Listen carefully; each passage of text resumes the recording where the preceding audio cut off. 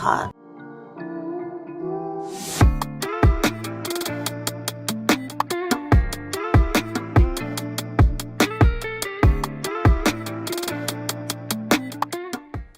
Bonjour, everyone. The UFC has returned to Paris, and I thought this was funny. Like when I was starting the project, like to edit the podcast later, we've been doing this like long enough now that we've had like multiple UFC Parises, UFC London. So like I have to like keep changing like the file names because like it's been so long. I'm like, oh yeah, like we've been through a few of these now, right? But yeah, no, and with that needs to come, we gotta expand our vocabulary with these other languages too. That'd be funny if we imagine we did like a whole podcast so in French.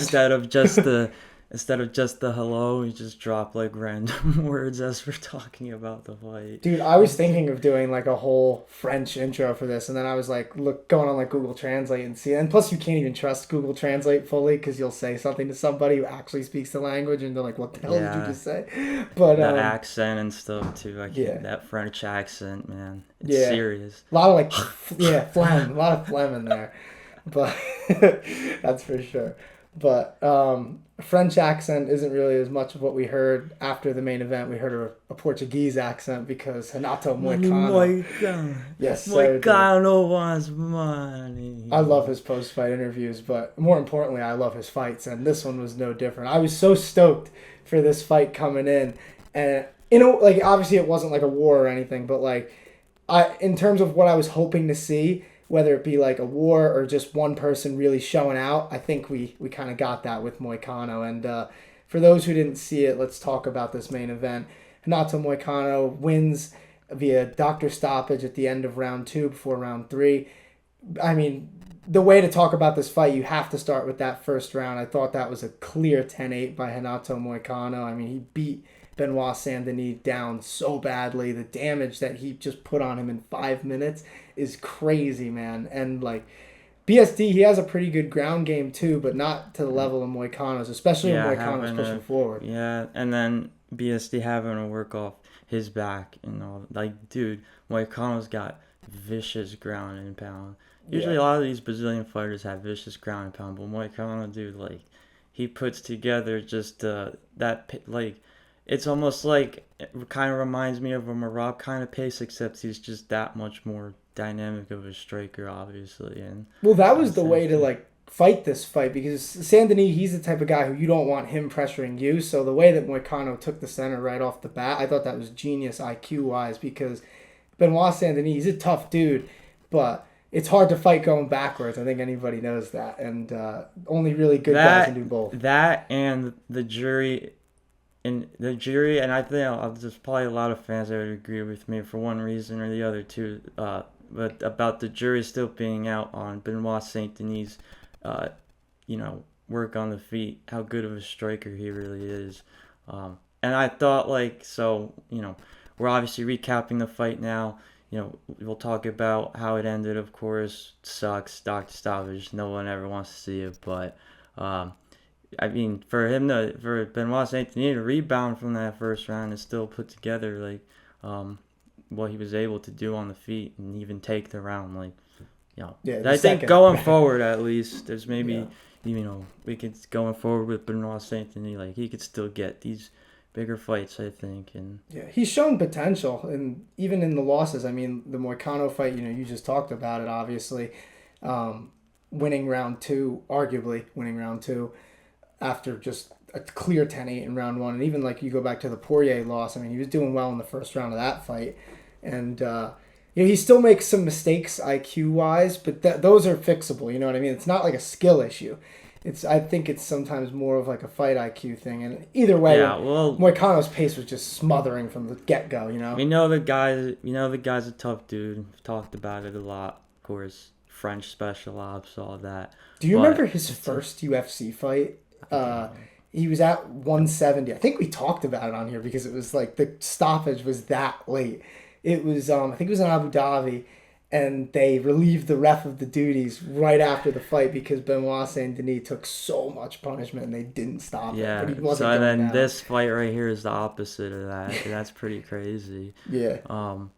So pretty much tough guy, but if he can, you gotta put together that blend of skill and the toughness, kind of like you saw with Renato Moicano here. So Yeah, that's why Moicano's Moicano's a guy, like, when you look at his career, man, I mean, I remember back when I was really starting to get into the UFC a few years back, like, he was in the featherweight division, and he was pretty close to a title shot. Like, people forget about that because when he did get up that far, I want to say he was, like, number 3 or number 4, they had him fight Jose Aldo, and Aldo just put it on him, and, like, that was... It's Jose Aldo, you know what I mean? You can't really give him too much flack for that. And 145, he just seemed to be cutting a lot of weight. Like his chin wasn't as good. But at 55, man, he looks like completely rejuvenated. And now This he's was starting to work his way up. Moicano's 20th pro win. Yeah, it 20th? was. Yeah, wow. He's definitely got, especially on this lightweight run, he's got quite the resume building for himself. Yeah, I mean, people forget how good this guy is. Yeah, Like the people want to see Patty versus Renato Moicano settle. That's the fight, settle right? Their like, little yeah. Because we were talking before the show on the outline. He called out Patty Pimblett and Dan Hooker, but like. Patty Pimblett, yeah. easy man. Like I love a Renato Moicano Dan Hooker fight, but it feels like Moicano versus Patty Pimblett has been building for so much longer, and I think now it's starting to really make sense. I think we need to see this fight. Makes sense. I want to see it on a pay-per-view though. I don't want to see a 5-round main event with that because especially with Patty. We can't have that. No. Yeah, and eventually we need to see Patty fight 5 rounds if he keeps moving up the division. But for this, that's a pay-per-view fight, man. Imagine that on a main card of a stacked one. Oh my God, love that. So I'm glad we're in agreement because that basically saves the debate. But yeah, tell us what you guys think. I think everybody's gonna agree with us though. Yeah. You gotta. But I mean, either way, great performance though by Renato Moicano, and we're gonna find out what's gonna happen soon enough. I'm sure. I mean, he seems to want to stay pretty active and keep moving up the division. I mean, hey, Moicano wants money, dude. Yeah, Moicano wants money. Well, at least one guy was able to upset the Frenchman in their backyard, but because in the co-main event that wasn't able to happen for Brendan Allen. And for those who didn't see that fight, Nasruddin Imavov defeated Brendan Allen via unanimous decision. All 3 judges scored at 29-28, which I think was a very fair scorecard. Allen clearly won round 1, but not super impressively. I mean, when you're at the top of the division in the UFC, you want to see a guy do more than just kind of lay and pray in a sense. And yes, that takes skill. Yes, it takes cardio, but it's not enough to get you that title shot that both of these guys have been clamoring for. And then Brendan Allen basically seemed to gas out after the first round. Imavov in the rounds 2 and 3 did really well on the feet and did really well at stuffing Brendan Allen's takedowns, which, to be fair, were very telegraphed. And yeah, I don't know. I'll get right into this honestly because I am curious to see what you think. I was kind of disappointed by this fight, and I don't mean it as like disrespect to either of these guys. It's more so just the way that it was built. No, yeah, you're totally in your right to feel that way, man. Yeah, because the rankings, Imavov and Allen, they're near the top of the middleweight division. Both of them have been trying to get a title shot, and then they match them up against each other, and they kind of build it as this big middleweight fight. And like, I didn't really see enough from either guy to be like, yeah, this person's ready for a title. And that doesn't mean I don't think they should have been matched up, but I just think that this fight was a little underwhelming for what we thought because Brendan Allen wins the first round pretty easily, and then, like I said, he gasses out, and then he's just shooting single legs, telegraphed over and over again. And like I was impressed with Imavov's grappling because Brendan Allen is really, really good on the ground. So the fact that Imavov was even able to stuff those takedowns and do as well as he was doing, it could be because of Allen being tired, but at the same time, it's still good that we've seen him able to do these types of things because Imavov is a guy that we think of as a really good striker, but now we see that he does have a pretty well-rounded game. But I don't think either of these guys are ready for Duplessis yet. I don't know. Here's the thing, right? Like it kind of comes off as, at least on Brendan Allen's part because he lost. Like it's kind of like whatever game plan he had going into the fight kind of just like went out the window once the fight started. So he just kind of was so hell-bent on getting Imavov to the ground and, like you said, laying and praying and just keeping him down, controlling him for the entire fight. And so when it gets back to the feet after a round, like, it's a yeah. I mean, it doesn't help that you gas out either, and so you know, I mean, after one round, he dude. just had no. It's like there was just really no interest in keeping the fight on the feet.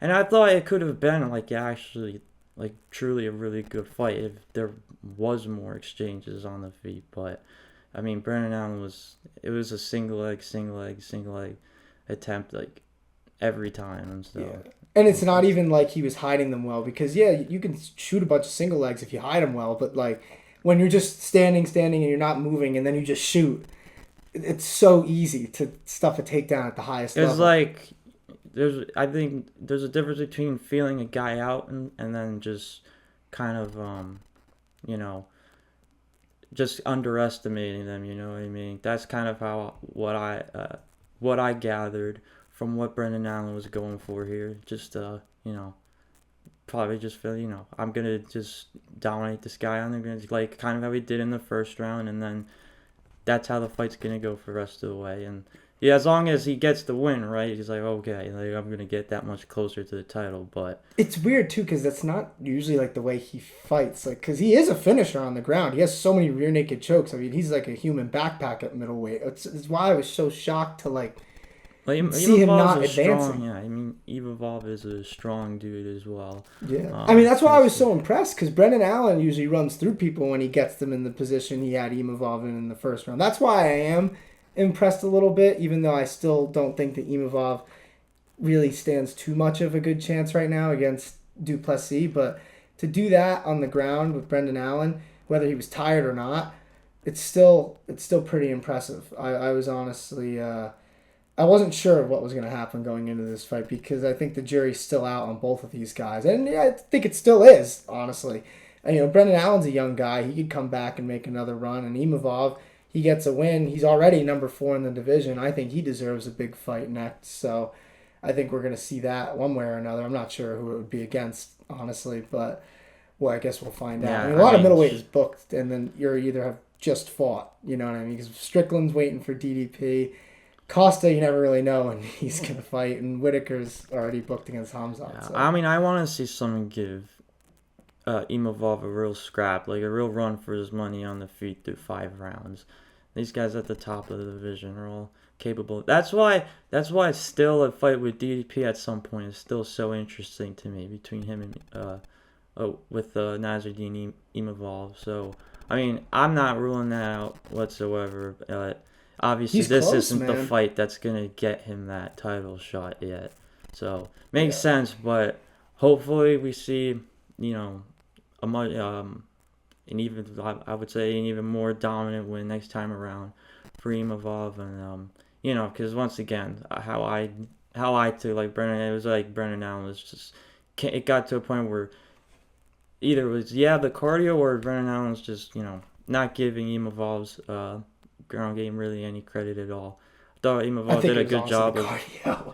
Yeah. It seemed like it was, because when you're just spamming takedowns like that and you're barely doing anything on the feet, you're probably a little bit gassed, just hoping that you get one and you can take a second, or maybe get in the clinch against the cage, you know, dig your head in. But yeah, it looked easy for Imavov. It did. It was a very impressive win by him. But Brendan Allen was the subject of another story during this fight week that I do kind of want to get into a little bit, because you know, I've heard this in boxing. I've heard it in, like, old school Pride in Japan.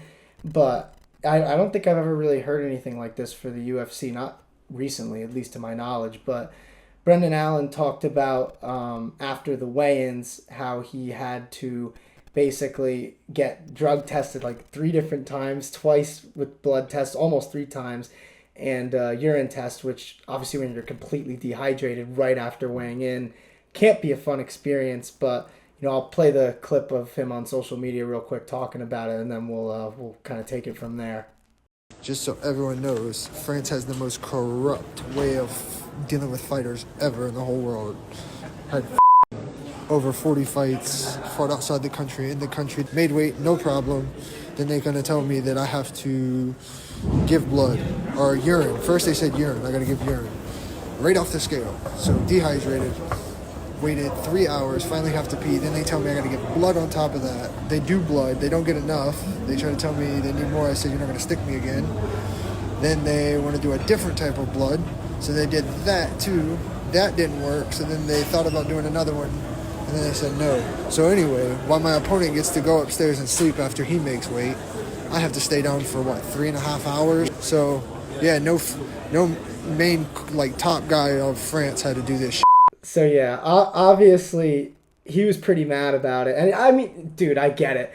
He probably cuts a lot of weight, and you're in another country. You're probably already a little bit messed up because of the time zones, and he's right off the scale, and then he basically has to sit down there for he said 3.5 hours, pretty much doing all these different tests, while his opponent, who's obviously from France, and Imavov, was able to just go up to his room, refuel, rehydrate, all that. I don't know. Do you think that there is something here, or do you think it was just a coincidence? Because I do think if there was something, it's. This is a pretty interesting story, man. Like I said, I haven't seen this in a minute. Yeah, but my thing is, if there is something, then either one, why does it start with France, or two, just why is it France anyways, because... And how do we fix it if that is the case? Because we've seen it, we talk on this podcast sometimes about hometown scoring, whether it be the UK or any other country, like Australia. Exactly. This is more extreme, I think. Yeah, judging a fight, you could argue that a judge maybe just misinterpreted something, but when you see something that seems this deliberate, it's a bit odd. And for people who don't know, I mentioned Pride before. The reason why that stuff used to happen, they would kind of do similar things there, or they would mess with the food, and they would do it with I think it was the American fighters who would be fighting Japanese fighters, because same type of thing. They want the Japanese fighter to win at home. And obviously Pride had some shadier stuff going on that wasn't really a government thing. I think they were kind of wrapped up with the Yakuza and stuff. So this is a little different, obviously. But I think in a way it's almost worse, because at least with Pride you can say, oh yeah, there might have been some shady stuff with the organization, but with this is a government commission that's doing this, and I think that that's a really big problem, because then who holds them accountable? You know what I'm saying? If that's the case, because obviously no one can really prove that, and that's kind of my big problem with the situation, is that it's so hard to prove, and it's how do you fix something like that? How do we keep running into these problems when we go to these other different commissions? Because it sounds like maybe we're being biased because we're from America, but honestly, when you watch fights around our country, the commissions kind of all have the same general rules. You don't hear about this stuff here, honestly. You don't see let's say there's a fight card in Texas, right? You don't see something like that, guys from Missouri, and then he has to go do the same things that Brendan Allen was doing 3 hours after a weigh-in, you know what I mean? So it's just odd to see this, and I hope that we don't continue to see this if they go back to France, which I'm assuming they're going to keep doing, because we do have a few good French fighters in the UFC, and obviously with it being recently legalized in France, MMA, that being legalized. I don't know. I thought that was a rough look, and obviously he was pretty pissed about it, rightfully so, in a way. Whether it was on purpose or not, it was that's the problem. At the very least, it's so stupid to do that. If it was just incompetence, then that's stupid, for lack of a better term. But if it was something deliberate, that's a much bigger problem, and you got to wonder how they can fix it, because that goes up to the government, But yeah, I don't know if you have any parting thoughts with that one. I just wanted to bring that story up because it is interesting. I'm not trying to make an excuse for Brendan Allen, by the way. I don't think that had anything to do with the loss. And I think if it did, he probably would have said it, because he did put out a statement after the fight, and he just says it wasn't his night. So he could have made the excuse, and he didn't. So I'm going to choose to believe that didn't affect the fight. But it's still messed up that he had to do that. Yeah, this is not trying... Because I don't want to make an excuse at all for the commission, because they don't deserve it whatsoever for something like this. But I don't know if it's because MMA is still pretty fresh and new in France that they're just Yeah, but I know boxers, they don't cut as much weight as MMA fighters, but they cut weight. So they have to know about like rehydration and stuff like that. The only thing with boxers is they're not cutting like 20, 30 pounds like some MMA fighters do. They're usually cutting like maybe 10, 15. So I mean, I'm sure some cut a lot of weight, but most of them don't do that as much. It's more like a wrestling type of culture. But I don't know. Like I said, at the least, it's just gross incompetence, which is a big problem in itself. But at the worst, it being deliberate, that's a problem. But, to go back to the actual fight card and talk about some of the awesome things that happened on this card, Brian Battle, dude. Oh my God, I was so impressed with his fight versus Kevin Jousset. And, Jousset, judoka, he's one of those specialist type of fighters. And I love seeing judo specialists because they're very rare in today's MMA world. I mean, you only really see Kayla Harrison. He threw Brian Battle once in this fight. Yeah, I was like shocked in the first round that Brian Battle was even trying to mess with him in the clinch. I'm like, Jesus, dude, that's a risk. Like, even if you're in the dominant position. The tie clinch, right. Yeah, man. I mean, he did pretty well, though, for the most part. I mean, first round, yeah, he did do. He kept his control. He was landing some shots. That's where, watching the fight, kind of thinking, oh, man, this is going to be just super close range the entire time, and it's going to be a lot more grappling than striking. But, because here's the thing with Brian Battle, right? I mean, you can just talk straight up about him because he won.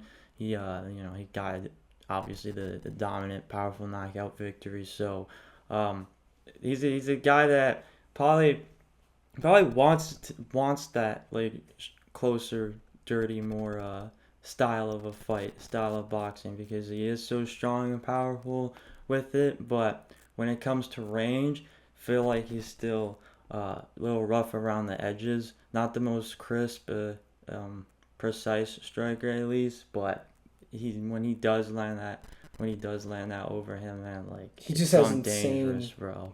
He has insane natural power. Yeah, that's for exactly. sure. That's how I feel too. So that's kind of after that first round, like okay, that's just kind of how this fight's going to be scored and all that. And like the judo guy, I would think he's has a good chance of out-muscling Brian Battle in that situation, like the clinch, for instance. He really didn't. No, that's the thing. It was impressive, and obviously dude. MMA grappling, and just each grappling in its own right is like each martial art and grappling Brian is different. Battle did not hold back about that after the fight. Yeah. What do you say? You think the butcher's gonna get beat by a French dude?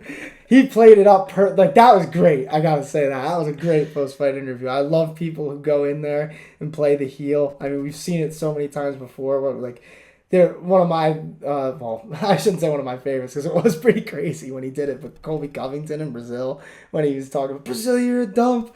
All you filthy animals suck. Like that was the original, just crazy one. And then Brian Battle, he was just a little more respectful. I'll give him that. He didn't say anything too terrible, but I love that dude. And like he's an interesting fighter, right? Because you just talked about his boxing, but in general he does have pretty good stand up. When I'm comparing it to the average, I would say he's either like around there or above it. Yeah. I think the power. Gives him. Let me say because I don't want people to hear what I just said and be like, well, you expect them to be like Sean O'Malley or something? Yeah. Now I'm going to make a clip of you just saying I think his striking's not that fan, and I'm just going to put that and not put anything that you're about to say. Bring it on. And then we'll get all the comments. That's how it goes, man, sometimes. On TikTok, at least, people get all the get the clip, yeah. We'll get all the Brian Battle fans just talking shit, and then maybe a couple of Islam Makhachev fans in there, too. Maybe a couple boxing fans, too, to give us some shit like they like to do. But, yeah, I won't do that to you, I promise. That's all I'm saying. From range, I think when he keeps ascending up this division, guys are going to be able to slip even better, step out, create angles and all that. And so I just think if he's able to just put together that he lands even more and all that, behind already how powerful he punches, he's going to be a legit problem. So yeah, and his pace is just insane. It's similar to what I was talking about with Moicano in the main event. He didn't give Kevin any chances to breathe. He just right away takes the center. even even more than the center, honestly. He was on the black line, like around, and Jousset was just against the cage while Brian was just piecing him up. Now I'm talking about the second round. And like when you're able to do that to somebody, like there's no space for Jousset to really do much of anything, because he could shoot for a takedown to try and get out, but like it's going to be telegraphed. You could see it coming. He could try and open up and counter, but if he gets hit by one of those big shots, which he did quite a few times, we saw what happened. And Brian Battle, he's pretty well-rounded, like, 'cause he's not a bad grappler either. And in this fight, he kind of proved that in a sense, because he was in the clinch with a guy who technically should have been dominating him in the clinch, and he didn't. So I was impressed by this. It's an interesting matchup for Brian Battle to get at this point of his career. You could argue right now that he has 4 straight wins, because I don't know if you remember his last fight before this was the one against Ang Lusa. Remember that? Yeah.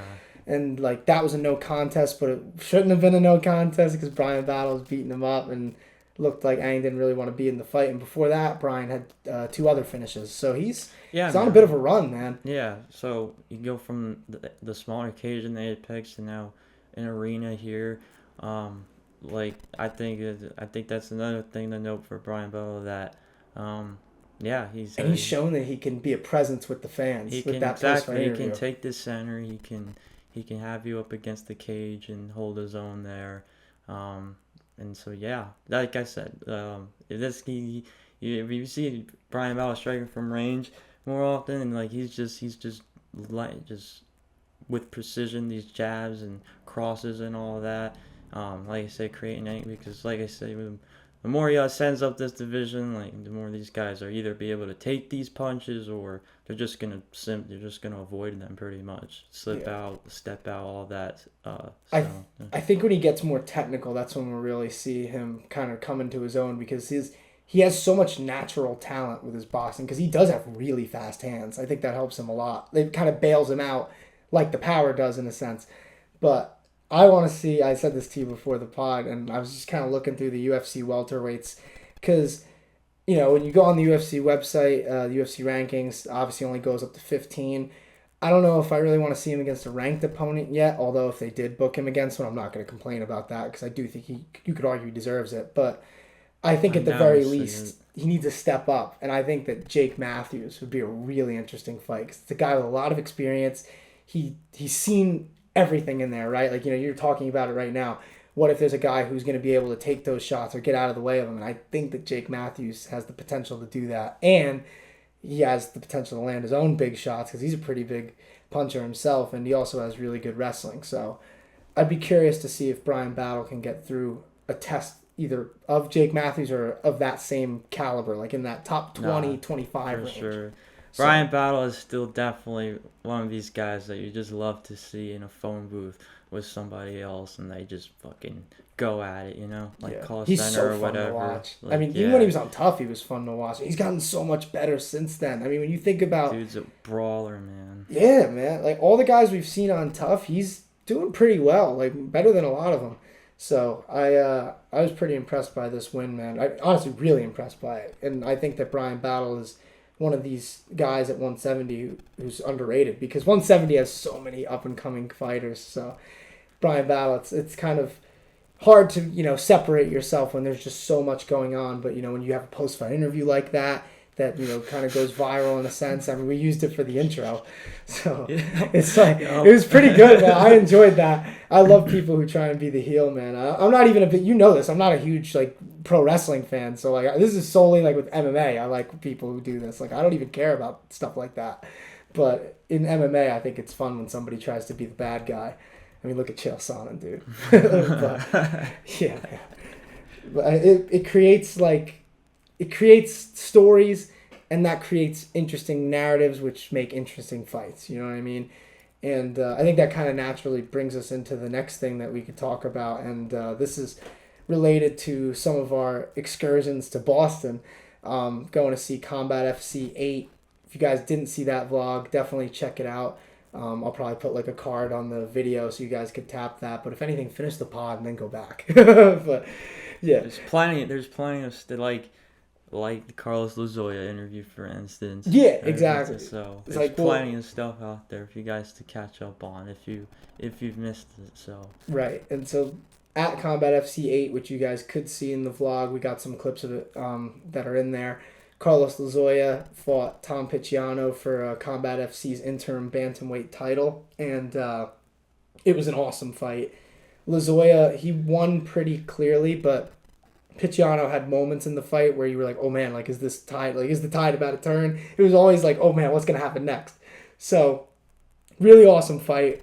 Arguably the best fight I think I've seen in person in a building. And I asked Carlos just about his mentality and like how he's able to dig so deep, because if anybody's even seen our Combat FC 7 vlog, the fight against Firdov Kasanov that he had at flyweight, it was pretty similar. I mean, he had some adversity in that fight. But yeah, so I asked him about that and, just how he's able to get through those types of moments. And this is the question along with what he said. In this fight, obviously there was some adversity, and even more than I figured, like before I started talking to you today. But even in your last fight against Kasanov at Combat FC 7, like there was a moment in there where you were hurt. Like, where does that mentality that you have, like, where does that come from? Because clearly you're able to dig pretty deep, and you've shown a lot of hearts in the fights that I've seen you fight in. I don't think it's heart. I think my attitude is always break people, and for Dobbs I broke him, and then Tom I broke him, but then I like winded myself, and but man, I've done jujitsu since I was a kid. I wrestled in college. I was an Army Ranger, so I just have a lifetime of that mentality of one, winning, and then two, like just overcoming hard shit. So uh, I like in the moment. It to me it doesn't feel like I'm overcoming anything. It just feels like I'm still trying to win. Gotcha. I don't know. Makes Like sense. in the moment, that's not what I'm thinking. I've never thought like if because like in fights, like your opponents are gonna have moments, and you have to realize that as a fighter, and you try to mitigate that as often as possible, but I know my personality is like my style of fighting is pace, whether it's striking, whether it's grappling, and I know eventually I'm gonna wear you out. So like to me it's never been like I'm gonna overcome this obstacle right now. It's always been just like staying true to who I am, which is just like I like breaking people. That's my thing. Obviously, you guys saw that. He talked about both fights that we just brought up, but the Tom Picciano one was obviously a lot more recent. And I posted the short on Instagram about this the exact same clip that you guys just saw, except this one was without the question. So it might have looked a little more disrespectful, but obviously you guys could see it was a pretty general question. He just happened to bring up the fact that he thinks he broke Tom in the fight, and that's he was the one in there. You know what I'm saying? Who am I to argue? I wasn't gonna do that while we were talking, obviously, but it was he said that, and then I'm sitting at work on my lunch break, and I just go on our Instagram page, and I see like all these comments like from the notifications. And I'm like, what happened here? And I see that Tom Picciano, he didn't really like what Carlos Lozoya had to say. He was talking about not being broken by him, and they had a little back and forth. And man, I guess the question coming out of that do we want to see them fight again in Combat FC? Because Carlos did say to me he's not sure if the UFC is going to be next for him. He thinks that he might need another win or two. So if he's going to go back to Combat FC and not defend the flyweight title yet, I could see that rematch. I will selfishly say that I absolutely want to see them fight again in Combat FC. And here's kind of my thought about it, because I really did feel the same way that apart from, like we said, we're not the ones in there. Carlos Lozoya is, so he got hand raised. He's got the right to say that he broke the guy across from him. So, but how he described the fight was, we're talking about how much of a war it was and how just great of a fight it was overall on both their showings. And I felt the same way as him. It was like, yeah, I mean, it really didn't actually become a war until like that fifth round essentially, where in the beginning of the fight I thought it was more technical, it was a more filling out process, but both guys were still very active and, like giving the judges a lot to consider and whatnot. And that's a fight that I can always get down with, where you really can't take your eyes off of it for a second, or you will, you blink and you will miss something. So, when it did get to that fifth round, I think you really just saw just about everything there. Like, the guys bled, all of that. And then, like you said, like, to see it live and be that close up to the action and see, to these two guys, like, truly put that beating on each other and get that hand raised, try to win the belt. Yeah, it brings out that emotion and stuff too. So I want to read Carlos the after, comments yeah, too. I'll put it on the screen too, so you guys can also see it. But Tom Picciano, he commented on the short. He said, "Might have broke my nose, but you sure as hell didn't break me. Fight ended with you hiding under my legs, praying for the bell. As far as I'm concerned, that fight's not over. Nobody got finished. I was ready for more. Run it back." And Carlos responded, "The fight would have been completely different if I wasn't completely sick. You had one moment in 25 minutes. Let's keep that in mind. Also, FYI, I'm a flyweight that you said you were going to expose for being one-dimensional." And then Tom said, "Okay, and I was injured going in. Everyone has ailments going into a fight. Good fight, but you didn't break me." And then Carlos said, "Good fight too, Tom." So it's good to see, like, at least they still have, like, that respect for each other. But, man, like, it seems like there's still stuff there. Like, there's unfinished business in that matchup. No, legit, man. It's chess match. You know what I mean? Like, that's kind of what boxing MMA is at the end of the day. And so I think really, like Carlos said himself, just more filling each other out and stuff. And so they're able to give a move for each move that like telegraphing and all that. So it really was just like such an elite display of mixed martial arts. And I hope we get to see it again, man. yeah, dude. Exactly, man. That's what I'm saying. Because even this fight, you could watch over and over and over again, and never get tired of it. So if they get back in there and they really off.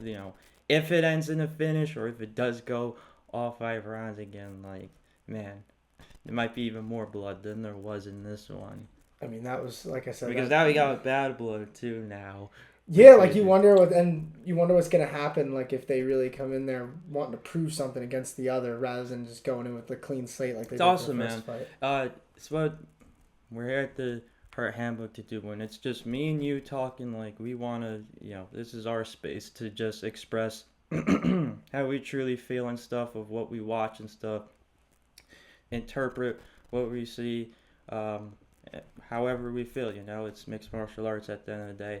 Everybody brings a style, and so you're either going to gravitate towards it or you're not. And kind of like Carlos is saying, like, he's got the way he feels about it, and he's in his right to feel that way, and so is Tom. So yeah, and to be clear too, like I reached out, at least on Instagram, I reached out to both of them after that fight because Combat FC posted like the highlights on their Instagram, and I just like tagged them both on our story because I was just blown away by that one, and they both responded pretty quickly too. And I had a decent conversation with both of them. I respect both of these guys, and that's the thing. Like some people, I hate when people do this. Like they talk about like Ariel, for example. Like they say that like he's a shit star, right? That's the narrative.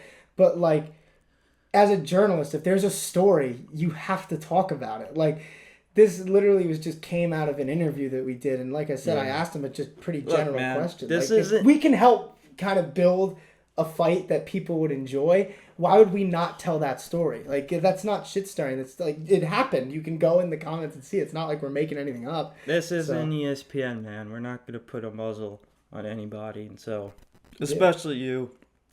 Yeah, like, I'm not gonna like tell him to stop talking, like if just because I respect both guys, like it's like we were saying, like it's his fight, he has the right to have that opinion that he broke him. Like we could say that we saw something different from the crowd because obviously it was a great fight, and I do think that Tom had moments in that one that were like just really crazy, and you really thought that the tide was turning. And, I thought Lozoya won pretty clearly on the scorecards just because I think his grappling in those early rounds. You good, man? I'm sorry, man. I should have brought a water bottle. Drink the secret juice. That is just tap water. I don't know how long it's been there though. Are we gonna do this live? Or you should try it. Let's try the secret. Oh my god, we're actually doing this. Wait, before you do it, hold it up to the camera. Like, let's show that's the secret juice, or at least our secret juice right there. This is a forbidden thing I'm doing right now on the phone. This is about to drink the secret juice. Yo. Is it okay? I mean, it's just, you know. Yeah, it's fine. It helped. I feel... Never mind. Oh, God. Oh, God. Oh. Yo, dude. I'm sorry. No. I'm like laughing as you're dying over here. Like, but, freaking allergies, man. Oh, yeah, I feel that. I mean, dude, you remember how I was when I got to Boston. I was rough those first couple of days. Whew. But, yeah, I'm glad the secret... See, that's what I'm saying. Secret juice helps with fighting. It helps with sickness. Chug. No. Oh, man. Oh, yeah. Wow. But, yeah, so... I don't really think there is too much left for that conversation, honestly. But I'm sorry. No, let me get through this. So, the last thing I was trying to say about, especially with you, the journalism major and all that. Those questions, man. Like, it's a lot of stuff these guys have never been asked and whatnot before. So, dude, we can stop for a sec. All right, so Tiz almost died on the podcast, guys. We had to pause for a second. I wasn't sure if we were gonna get through that one. Tiz had some secret juice. It's good to know that the secret juice that has been sitting in my room for a while, and it, we've said this on the pod before. It's no secret that our secret juice is just tap water. So I'm glad that it hasn't gotten any worse, just kind of sitting there. There you go. Back on display. Needs to be now. I just saved the pod. Yeah, that's really. Crazy. Seriously. Oh man. But, all right. But yeah, man. To get back into what we were just talking about with Carlos Lozoya and Tom Picciano, it's hard sometimes when you're interviewing a fighter and you don't want to be disrespectful to anybody, because at the end of the day, we've both had our experiences with training, but like neither of us are pro fighters. So we don't want to be the guys sitting there talking to them and acting like our opinion is the one that needs to be true just because we're sitting here, We're fans of the sport. No, I'm sorry.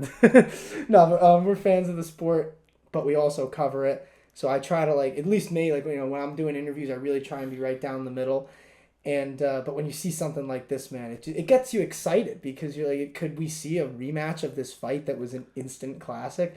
Who knows? And, if us reporting on something that happened can influence that in any way, why would we not tell that story? Because, I mean, when, you're in the arena that night, who wouldn't want to see those guys fight again? At the end of the day, it could lead to something that more people could enjoy. So that's just my 2 cents on it. But yeah, more people could enjoy, and once again, you never know who's watching. Like, you had the conversation with him about UFC in there as well, so yeah, we'll see what's next for Carlos Lozoya, because he is an interesting spot. Good. Hey, don't tell me I know you're okay. I'm not sure if they know.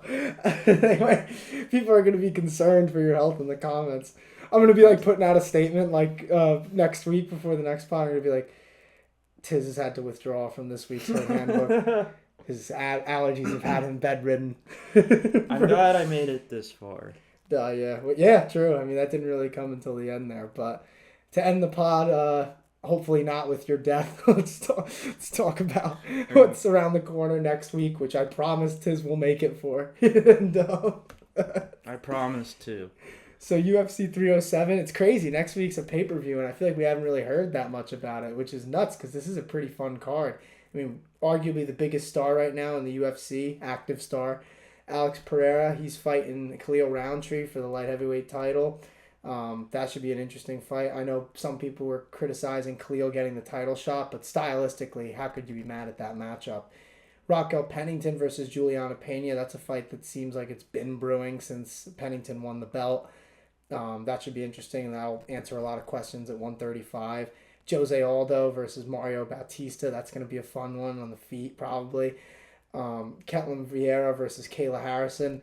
A clear title eliminator. I think that the UFC knows that the winner of this is going to be a shoo-in for the next title shot at that weight class. Big Mouth, called Big Mouth, Kevin Holland, he's back fighting Roman Dolidze. And the prelims, dude, they have Wonder Boy versus Joaquin Buckley. Marina Rodriguez is back. Carlos Barza is fighting Tisha Pennington, right? Because I think she's married to Tisha Torres. Yeah. But she's married to Raquel Pennington, I think, right? So that she's fighting on this card too in Carla's farewell fight. So that should be interesting. I mean, it's a pretty deep card. Like, you wouldn't have thought Tisha of it. Pennington threw me off first. Yeah, no, I probably should have said Torres. But I noticed on the billing they changed her name, so I was like, I want to respect it. But yeah, Tisha Torres. So that's cool. I'm excited for this card, man. I'm glad that we have another pay-per-view recap coming this soon. I mean, the last one we did was just in Boston, so it'll be fun to hop back on those here. You know, this was a fun pod for many reasons. You know, we had the awesome UFC Paris fights to talk about, some interesting stuff with to come out of Combat FC 8 even a couple weeks later, which is cool. And Tiz's battle with allergies and saving Grace Secret Juice. So it's been a fun pod, that's for sure. And let me see something real quick. I just want to, that's right. So to end this pod, I just want to say to everybody, see you guys next week. Au revoir. Au revoir.